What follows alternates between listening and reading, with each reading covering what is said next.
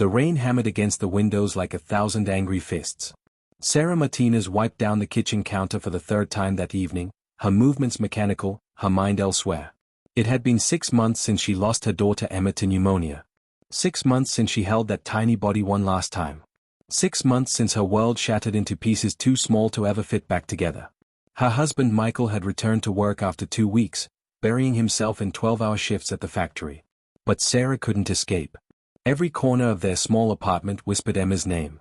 The nursery door remained closed, a tomb she couldn't bear to enter. The knock came just after 9 o'clock. Sharp. Urgent. Desperate. Sarah froze, her hand still clutching the dishcloth. Nobody visited anymore. Friends had stopped calling after the funeral, uncomfortable with grief they couldn't fix. Family lived 3 states away.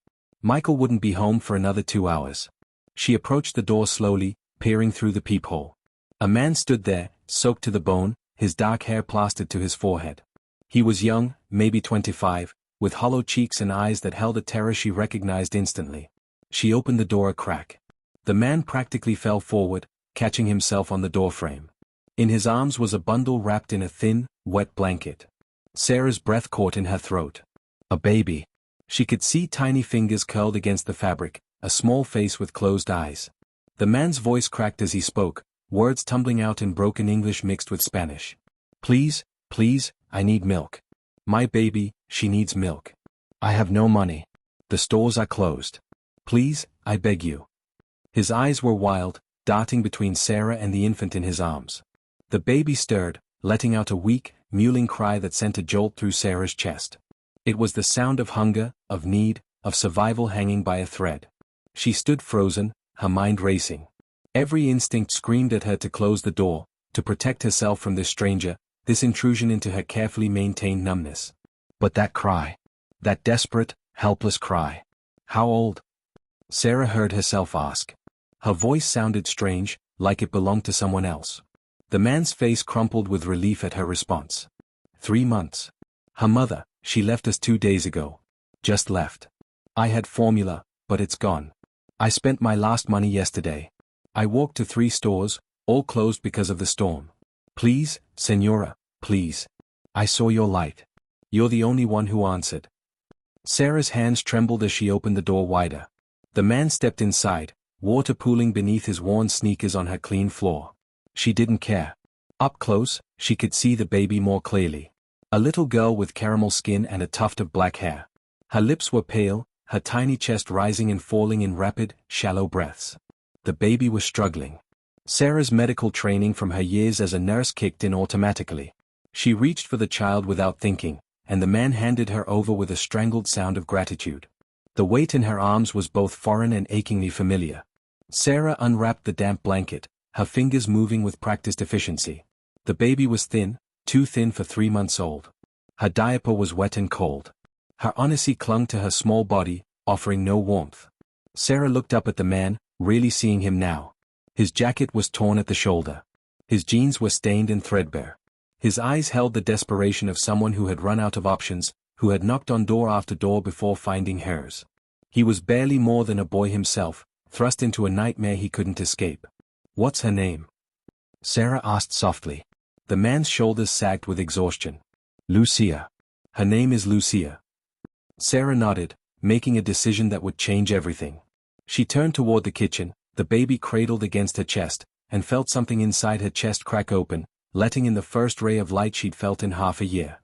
Sarah carried Lucia into the bright warmth of her kitchen while the father followed like a shadow, dripping rainwater across the tile floor she'd mopped that morning. The baby felt impossibly light in her arms, a fragile collection of bones wrapped in delicate skin. Sarah laid her gently on the counter, supporting her head with one hand while reaching for a clean dish towel with the other. Lucia's eyes fluttered open, revealing dark irises clouded with exhaustion and hunger. The weak cry that escaped her throat was barely audible, as if she'd spent all her energy simply surviving until this moment. Sit down, Sarah told the man, gesturing toward one of the kitchen chairs. He obeyed immediately, collapsing into the seat with a shuddering breath that might have been relief or might have been a sob. Sarah moved through her kitchen with purpose, pulling open cabinets and drawers. Formula. She needed formula. But as she searched, her hands came up empty. She and Michael had donated everything after Emma died. Every bottle, every can of formula, every tiny spoon and bowl. They'd packed it all up in a frenzy of grief and given it to the women's shelter downtown, desperate to erase the physical reminders of their loss. Sarah's mind raced through alternatives. The stores were closed because of the storm warning, and even if they weren't, this man had no money and she had maybe $40 in her purse. The nearest 24-hour pharmacy was 10 miles away across flooded roads. Her car was in the shop. Michael had taken his truck to work. She pulled out her phone, thinking of neighbors, but her contact list felt like a graveyard of relationships she'd let wither. Who could she call at 9:30 on a stormy Tuesday night to ask for baby formula? Who would even answer? Lucia's cry grew stronger, more insistent. Sarah looked down at the baby, at the tiny mouth opening and closing, searching desperately for nourishment. And then she felt it. The familiar tightness in her breasts, the ache that had haunted her for months. Her milk had never fully dried up. Despite the medication her doctor prescribed, despite the tight sports bras and cold compresses, her body continued to produce what Emma no longer needed. Some mornings she woke to find her shirt damp, her body refusing to accept that her baby was gone. It was a physical grief, a reminder that tortured her daily. The thought appeared in her mind like a whisper, like something inevitable. She could feed this baby. She had what Lucia needed, right now, immediately. No waiting, no searching, no desperate drives through dangerous weather. But the idea felt wrong, transgressive, a violation of some unspoken boundary between strangers. She looked at the father, who sat with his head in his hands, shoulders shaking with silent sobs. He was breaking apart right there in her kitchen, this young man who had carried his starving daughter through a storm, knocking on strangers' doors, begging for help. "What's your name?" Sarah asked gently. The man looked up, wiping his eyes with the back of his hand. "Diego. Diego Ruiz." His accent was thick, but his words were clear. Sarah nodded slowly, gathering her courage for what she was about to say. "Diego, I don't have any formula in the house. The stores are closed. But I can feed her. I lost my daughter 6 months ago, and I'm still nursing. I can nurse Lucia." The silence that followed felt enormous, filling every corner of the kitchen. Diego's face went through a series of expressions: confusion, shock, understanding, and finally, something that looked like hope mixed with shame. "Señora, I cannot ask this of you. This is too much. I will find another way." But even as he spoke, his eyes drifted to Lucia, who was crying harder now, her face reddening with the effort. Sarah picked up the baby, holding her close. The feeling was both agonizing and right, like touching a wound that needed to heal. "You're not asking. I'm offering. This baby needs to eat now, Diego. Not in an hour when we figure something else out. Now." Sarah's voice was firm, but inside she was trembling. Could she really do this? Could she feed a stranger's child with the milk meant for her daughter? It felt like betrayal and salvation all at once. Diego stood up, moving toward them with hesitant steps. "Why would you do this? You don't know us. We are nothing to you." Sarah looked down at Lucia's face, at the desperation written in every feature. She thought about Emma, about the last time she'd held her, about the weight of regret that lived in her chest like a stone. "Because someone should have been there for my daughter when she needed help. Because no baby should go hungry when there's food available. Because maybe this is why my body won't let go." Her voice cracked on the last words. Diego's eyes filled with fresh tears.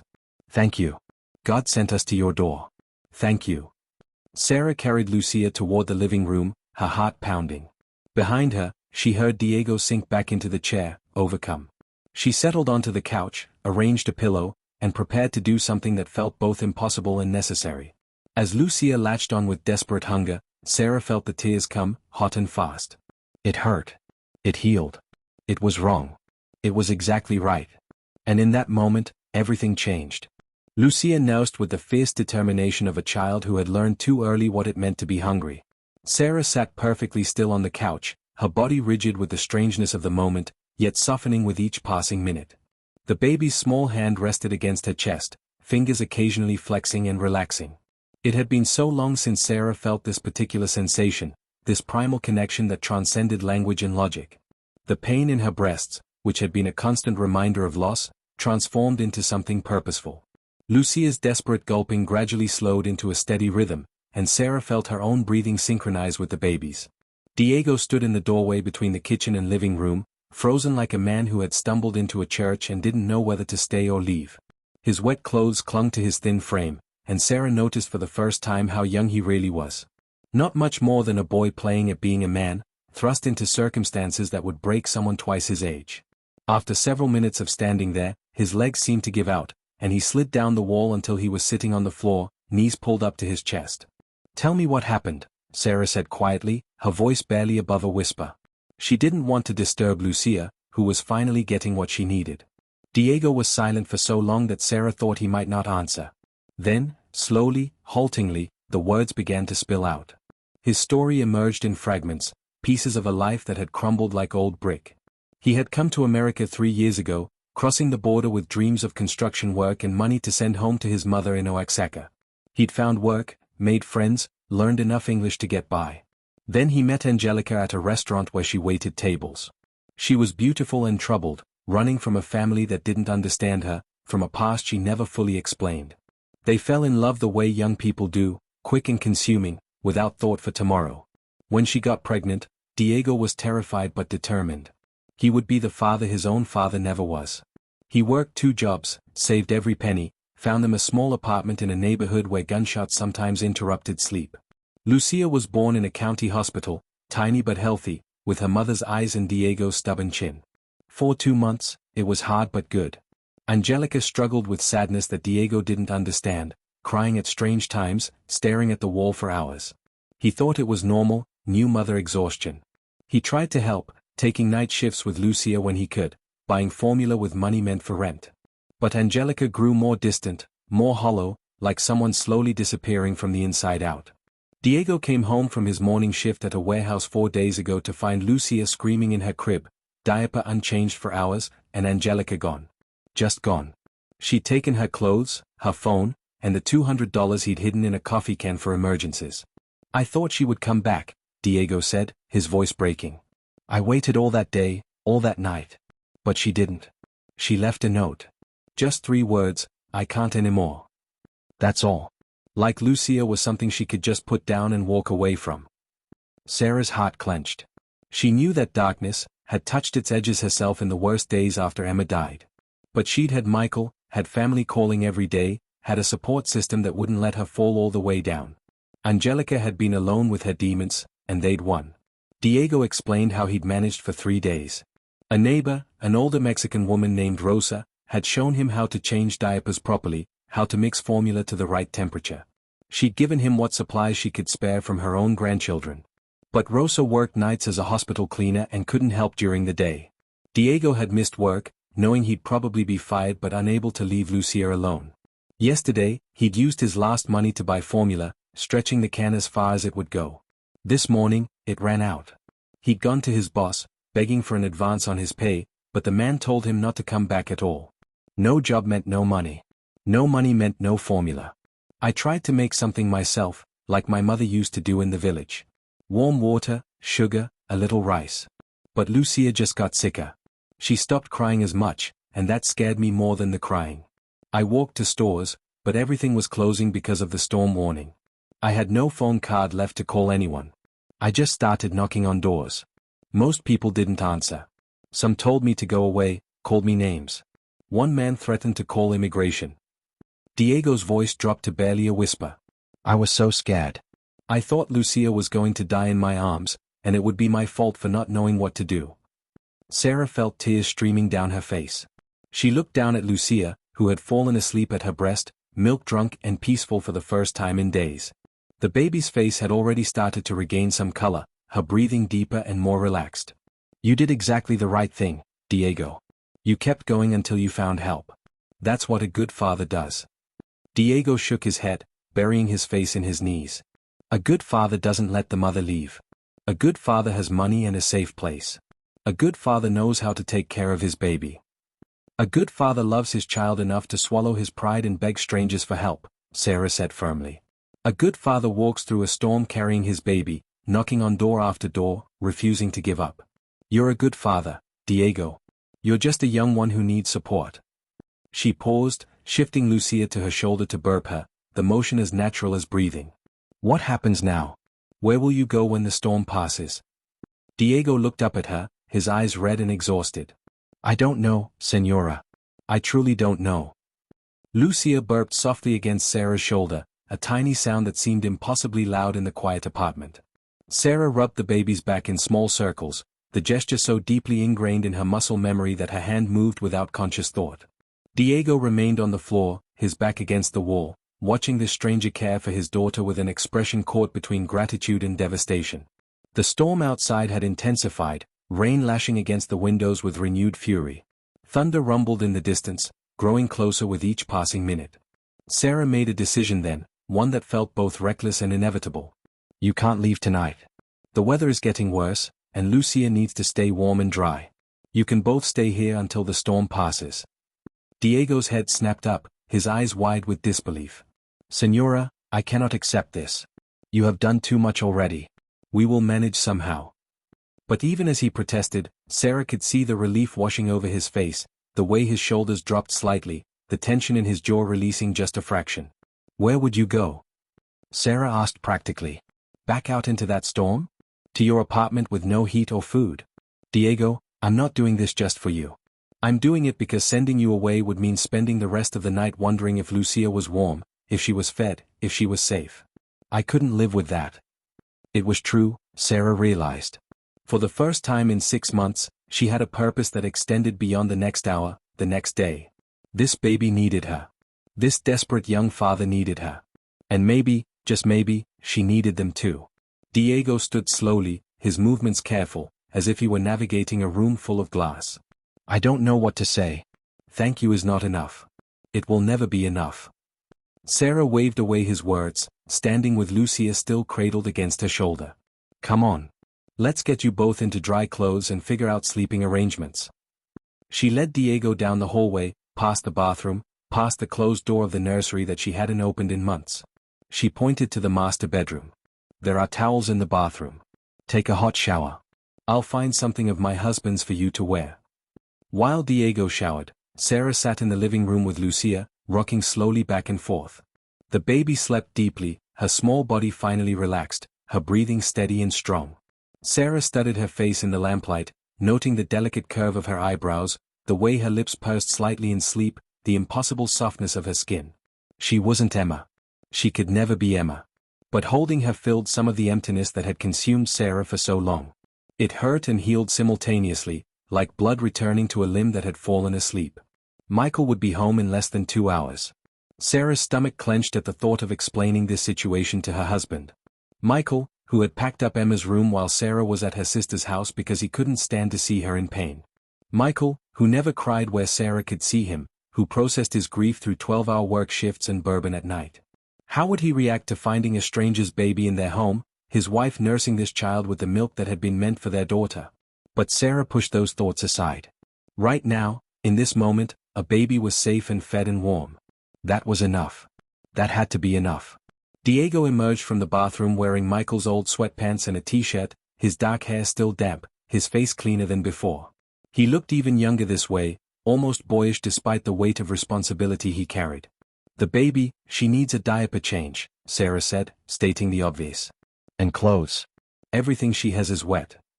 For the first time in 6 months, Sarah walked to the nursery door. Her hand trembled on the knob. Diego stood behind her, Lucia starting to stir in his arms. Sarah took a deep breath and turned the knob. The door swung open, and she stepped into the room that had haunted her dreams every night. Emma's crib stood against the far wall, the mobile above it frozen in place. The changing table was exactly as Sarah had left it, diapers still stacked neatly, wipes in their container, a small lamp casting gentle light. The walls were painted a soft yellow, decorated with decals of elephants and giraffes that Emma never got old enough to appreciate. Diego stood in the doorway, sensing the weight of this moment without needing explanation. Sarah moved to the changing table, her hands shaking as she pulled out a fresh diaper, a clean Odyssey with tiny ducks printed on it. Bring her here, she said quietly. Diego laid Lucia on the changing table with infinite gentleness. Together, they changed her, Sarah's hands guiding Diego's less experienced ones. She showed him how to properly clean, how to position the diaper, how to snap the Odyssey without pinching delicate skin. It was teaching and healing, remembering and letting go. When Lucia was clean and dressed, Sarah wrapped her in a soft blanket that still smelled faintly of baby detergent and lavender. She handed the bundle to Diego, who held his daughter like she was made of glass. She can sleep in the crib tonight, Sarah said, surprising herself. Diego started to protest, but Sarah shook her head. It's safe and comfortable. You can sleep on the couch. I'll check on her throughout the night. Diego's eyes filled with tears again, and this time he didn't try to hide them. Why are you doing all this for us, Señora? We are nothing to you. Sarah looked at Lucia, at her peaceful sleeping face, at the way she fit so perfectly in her father's arms. You're not nothing, she said softly. You're a father who loves his daughter enough to walk through hell for her. And she's a baby who deserves every chance at life. That's not nothing. That's everything. The sound of keys in the front door lock cut through the quiet apartment at 11:15. Sarah's heart jumped into her throat. She'd been sitting on the living room couch for the past half hour, Lucia sleeping in the nursery, Diego passed out on the couch in the guest room, both of them finally succumbing to exhaustion. She stood quickly as Michael walked in, his work boots heavy on the floor, his face showing the fatigue of a long shift. He stopped cold when he saw her expression, immediately alert. What's wrong? What happened? Sarah took a breath and told him everything. She spoke quickly and quietly, explaining about the knock on the door, the desperate father, the starving baby, the impossible choice she'd made. Michael's face went through a series of transformations as she talked, confusion, disbelief, concern, and something else she couldn't quite read. When she finished, silence filled the space between them. Michael walked past her without a word, heading straight for the nursery. Sarah followed, her stomach knotted with anxiety. Michael stood in the doorway of their daughter's room, staring at Lucia asleep in Emma's crib. His jaw worked, muscles tensing and relaxing. Sarah waited, barely breathing, for him to explode, to demand explanations, to tell her she'd crossed a line. Instead, he surprised her. She's beautiful, he whispered. Then his shoulders began to shake. Sarah moved to him, wrapping her arms around her husband from behind, and together they cried for the first time since Emma's funeral. They cried for their daughter, for this stranger's baby, for the cruelty of the world that took children from those who wanted them and left them with those who couldn't cope. When the storm of grief passed, Michael turned to Sarah. You did the right thing, he said, his voice rough. I don't know if I could have, but you did. They spent the next hour talking in hushed voices in their bedroom, planning, discussing, facing reality. Diego had no job, no money, no support system. Lucia needed consistent care, medical checkups, proper nutrition. The situation was impossible, but Sarah found herself unable to imagine sending them away in the morning. Not after everything. Not when she'd opened that door, fed that baby, crossed into a territory she couldn't simply walk back from. Morning came with weak sunlight filtering through storm clouds. Diego woke to find Sarah already up, coffee made, breakfast prepared. Lucia had woken twice in the night for feedings, and Sarah had been there both times, her body responding to the baby's needs as if they'd always belonged together. Diego came into the kitchen looking lost and overwhelmed. My boss, he said not to come back. I have no money for formula now. I don't know what to do. His voice was flat with defeat. Sarah and Michael exchanged a look across the kitchen table. They talked until 2 in the morning, weighing options, considering possibilities, confronting their own grief and what it meant to move forward. Michael spoke first. We have a proposition for you, Diego. Hear us out before you decide anything. Diego nodded slowly, wary hope flickering in his eyes. Sarah continued, you can stay here. In the guest room. You and Lucia both. You focus on finding steady work, and we'll help with childcare. I can nurse Lucia until she's old enough for solid foods, and we'll figure out the rest as we go. Diego's mouth opened, closed, opened again. Señor, I cannot accept charity like this. I am not a beggar. I have pride. Michael leaned forward, his voice gentle but firm. It's not charity, Diego. It's survival. For all of us. You need help. We need purpose. We need to remember how to live again. Maybe we can help each other. Sarah added, you're Lucia's father. Nothing changes that. But right now, you need support, and we can offer it. Not forever, just until you get on your feet. Consider it a trade. You help us heal, we help you survive. The discussion went on for hours. Diego resisted, his pride warring with his desperation. But every time Lucia cried and Sarah lifted her, fed her, soothed her, the reality became clearer. This arrangement, strange as it was, worked. Diego finally agreed to stay for 2 weeks, just until he found work and saved enough for formula and childcare. They all knew it would likely be longer, but naming a short timeline made it feel manageable, less overwhelming. The days that followed established a rhythm none of them had anticipated. Diego found work with a different construction company, leaving early each morning and returning exhausted each evening. Sarah cared for Lucia during the day, feeding her, changing her, holding her through fussy moments and peaceful ones. She took her to a pediatrician for a checkup, using her own insurance to cover the visit. Lucia was underweight but healthy, and with proper nutrition, she began to thrive. Michael came home to a house that felt alive again, filled with baby sounds and purposes beyond grief. Weeks became months. Diego proved himself hardworking and determined, saving every penny he could. But he also became part of their lives in unexpected ways. He cooked Mexican meals that filled the apartment with unfamiliar spices. He fixed the leaky faucet Michael had been meaning to address for months. He taught them Spanish words and phrases, laughing at their terrible pronunciations. And Lucia bloomed. She gained weight, her eyes brightened, her smile emerged like sunrise.